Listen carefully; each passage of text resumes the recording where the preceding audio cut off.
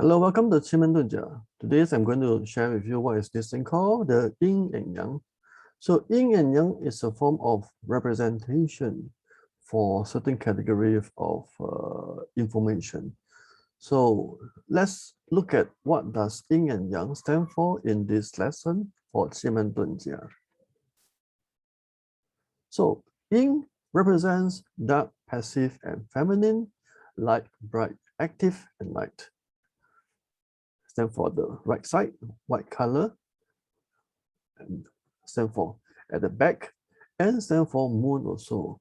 And at the same time, when talk about yin, also can mention is negative or death. So when you talk about yin itself, most of the people will talk about cemetery, those ceremonies whereby people are deaf, even this related to situation in burial, that is also considered yin itself under the category. So what does yang stand for? Yang stand for the opposite extreme, which is stand for the day, bright, and also stand for life.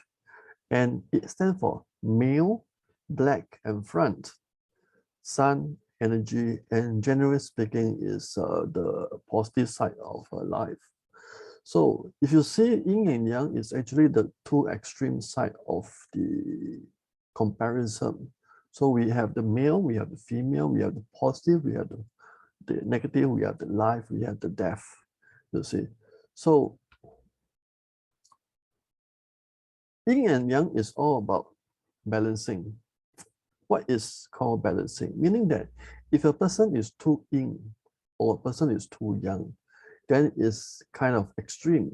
So in the law of metaphysics, we have to understand that it's always about balancing. If you are too much yin, you have to push down your yin to make it more balanced, so that we have to add a bit more yang to make it more balancing.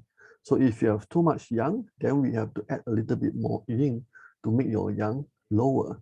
That is called about balancing also. You see, so you need to understand this basic concept about yin and yang and about balancing. So yin and yang both have energy. Whether is it good energy or bad energy, that's another story. But we also must understand that the energy that emits out in every yin and yang itself represents certain positive or certain negative energy. All right.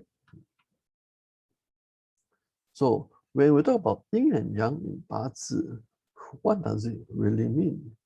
Meaning that when a person is very good, for example, the person's character is very good. If the person is too extreme to be good, then the thing is that you also have to understand that particular character itself. Within the good character, there's also an element of negative character. So sometimes is that you have to understand that in this concept of whiteness, there's also a darkness inside.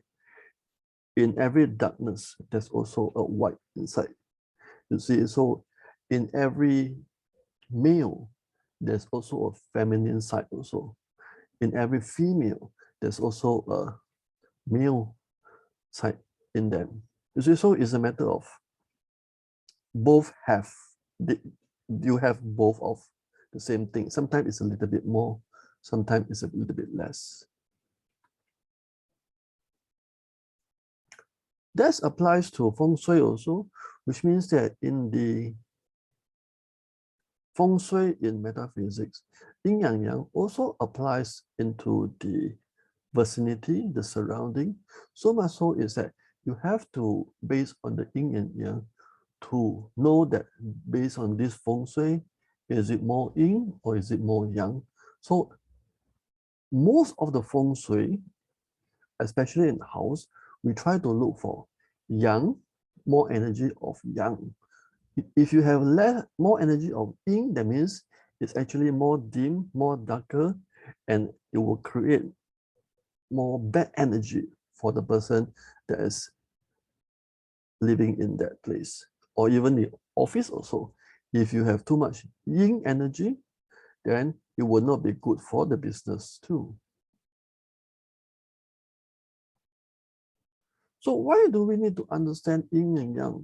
I mean, to be honest, in Qimen Dunjia, it's always about balancing. When you are balanced in certain way, then you're able to get the things done, make your life even easier, make your life even more smoother. That is the idea. So in this context itself, if we talk about Bazi, then you have to have a balance, yin and yang, a balance of the character. You cannot have too extreme of a character, then it will not be good for you too. So this is the idea of it. So let us go through one chart, and then from there we're able to see what does it really mean by the yin and yang. Okay, I'm going to be very brief on this. I'm not going to go to the details, but I just want to share the concept with you. So example, if you see this is a Qimen Dunjia chart. If you see this particular chart, there are many different symbols. Every box, there's 3 symbols, and then there are two different characters beside. And we only focus on the 3 symbols over here in every box.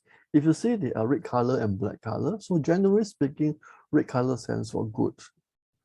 Okay. So end of the day is, and within the box itself, there's every one of these character represent a specific information or even a specific divination or character of the person. So let's presume that this Qimen itself, this open itself, is a symbol that represents a person's character. So basically, this person is a very cheerful person. He's able to open up network to more people. But at the same time, this person also have another side of the character may not be so good. So you must understand that although this symbol is red color, it means good, but within the symbol of red itself, beneath it, there's also an element of not so great things that within the good character. So this is one of the concepts of yin and yang I want to share with you, which some people may not agree, but this is something which you need to know that in every good there's bad, in every bad there's good.